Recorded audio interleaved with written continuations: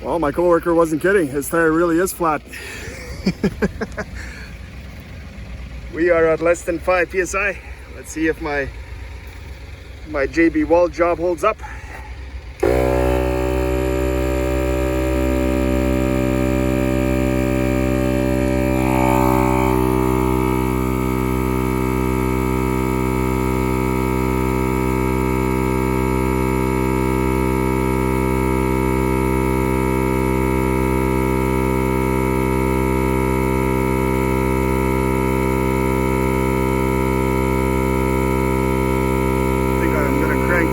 Into this tire because it's leaking pretty fast. Hopefully you can make it to the tire shop after work.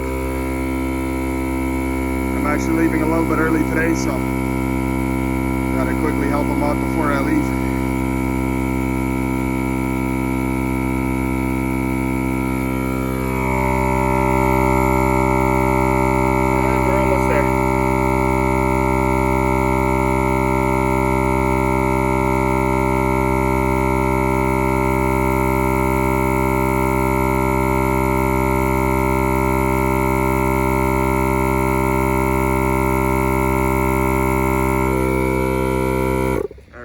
We'll call that good.